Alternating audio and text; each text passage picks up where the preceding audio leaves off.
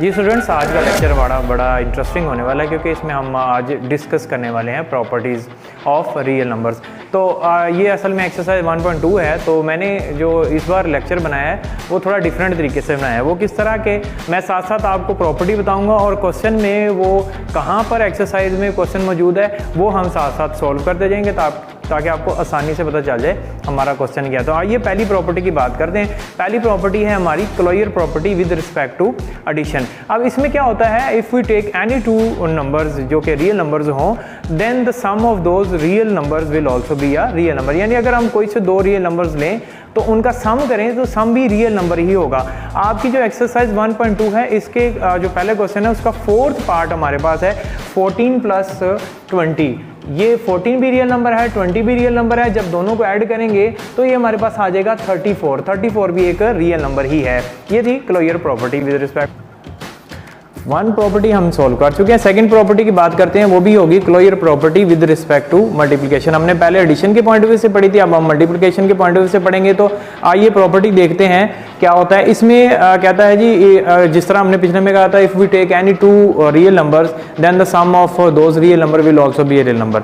लेकिन यहाँ पे है if we take two real number and the product of those two real number will also be a real number. यानी अगर हम दो रियल नंबर लें, उनका प्रोडक्ट करें तो वो भी रियल नंबर ही आएगा।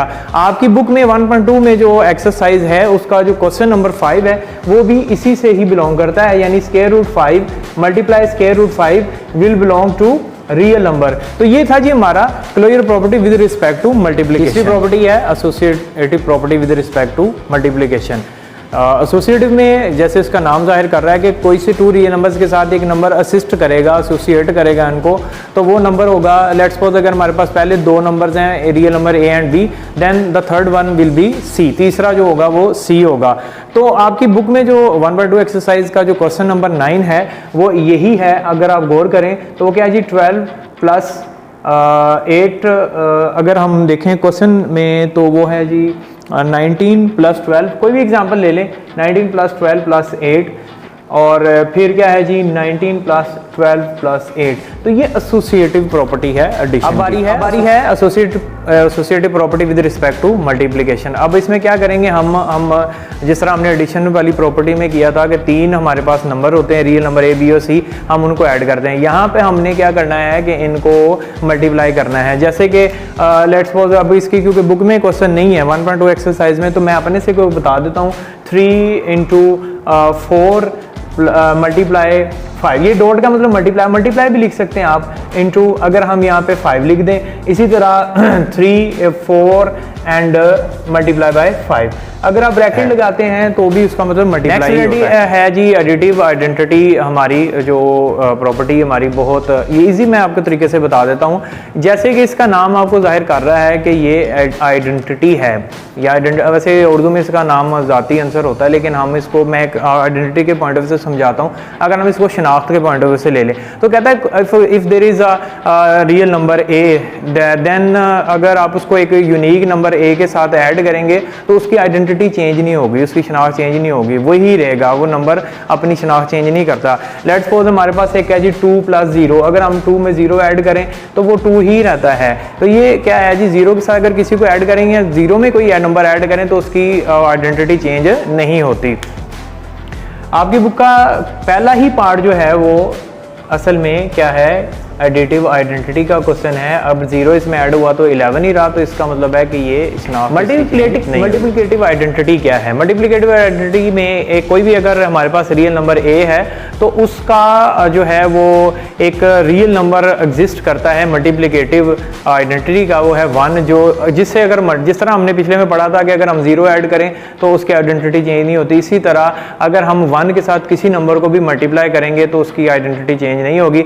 आपकी जो बुक का क्वेश्चन नंबर 1.2 का एक्सरसाइज का क्वेश्चन नंबर जो 7 पार्ट है 1 का, उसमें अगर आप देखें जी क्वेश्चन नंबर है 7 और हमारे पास है 22 × 1, ये 22 आएगा। अगर हम 22 को 1 से मल्टीप्लाई करें तो उसकी identity next property additive inverse है। जी एडिटिव इनवर्स में भी यही है कि एक रियल नंबर ए हो तो उसका एक यूनिक नंबर एग्जिस्ट करता है -a, जो कि उसका क्या हो, एडिटिव इनवर्स होगा। आपकी जो 1.2 एक्सरसाइज क्वेश्चन नंबर 1 का थर्ड पार्ट है वो यही है। अगर आप गौर करें तो हमारे पास है जी 12 12 में अगर हम -12 ऐड करें तो हमारे पास 0 आ जाएगा। ये -12 मल्टीप्लिकेटिव इन्वर्स क्या है, इसमें जिस तरह हमने पढ़ा था एडिटिव इन्वर्स में ए का एडिटिव इन्वर्स -a होता है, इसी तरह मल्टीप्लिकेटिव इन्वर्स में एक यूनिक नंबर उसका जो 1/a जो होगा ये उसका इन्वर्स होगा मल्टीप्लिकेटिव इन्वर्स। 1.2 एक्सरसाइज जो आपकी हम पढ़ रहे हैं, डिस्कस कर रहे हैं, उसका क्वेश्चन नंबर 8 जो है ये आपका मल्टीप्लिकेटिव इन्वर्स है, जो कि है जी -6/10 मल्टीप्लाई -10/6, यानी ये अगर a है तो ये उसका उलट है, यानी 1/a है, तो इसका अल्टीमेटली आंसर 1 आएगा। तो इसको हम कहेंगे जी multiplicative property with respect to addition क्या होता है। हमारे पास लेट्स सपोज एक a है, जैसे यहाँ पे नज़र आ रहा है आपको a + b, अगर a में b ऐड करें या b में ऐड करें कोई फ़र्क नहीं पड़ता, दोनों का आंसर सेम आएगा। ये हमारे पास 2 रियल नंबर्स हैं। तो बुक में जो हमारे पास क्वेश्चन है वो क्वेश्चन नंबर 4 है। उस क्वेश्चन में क्या कहता है जी कि अगर हम क्या करें 14 में 20 ऐड करें या 20 में 14 ऐड करें तो इसका आंसर सेम आएगा। ये हमारी हमने एडिशन की क्यूमुलेटिव प्रॉपर्टी पढ़ी है, इसी तरह मल्टीप्लिकेशन की भी क्यूमुलेटिव प्रॉपर्टी पढ़ेंगे। उसमें हमने कहा था a + b b + a के इक्वल होता है, यहाँ पे हम कहेंगे a × b b × a एक इक्वल होगा। तो हमारा जो क्वेश्चन है वो है जी क्वेश्चन नंबर 12 हमें दिया गया हुआ है। 12 क्वेश्चन में आपको नज़र आ रहा होगा जी हमारे पास है 12 × 46। अगर हम 12 को 46 से मल्टीप्लाई करें या 46 को 12 से मल्टीप्लाई करें तो हमारा answer distributive property of multiplication over addition हम पढ़ने जा रहे हैं। इसमें हम क्या कहेंगे जी, जैसे कि आपको यहाँ पे नज़र आ रहा है कि क्या है कि हमारे पास है जी a × b + c है। अगर हम a b को मल्टीप्लाई करें और a c को मल्टीप्लाई करें तो राइट और लेफ्ट हैंड साइड हमारी इक्वल होगी। ये है मल्टीप्लिकेटिव प्रॉपर्टी ओवर एडिशन। हमारे साथ रहने के लिए बहुत बहुत शुक्रिया। अब मैं चाहता हूँ कि अगर आपको हमारी वीडियो पसंद आई, हमारा लेक्चर पसंद आया, तो इस तरह की मज़ीद हमारी वीडियोज़ और लेक्चर्स देखने के लिए, पूरा कोर्स देखने के लिए हमारे चैनल को सब्सक्राइब करें, हमारी वीडियो को लाइक करें और ज़्यादा से ज़्यादा शेयर करें, ताकि जो भी आने वाले जो नए स्टूडेंट्स हैं, बच्चे हैं जिनको प्रॉब्लम फेस करनी पड़ रही है मैथ्स को समझने में, उनके लिए आसानी हो।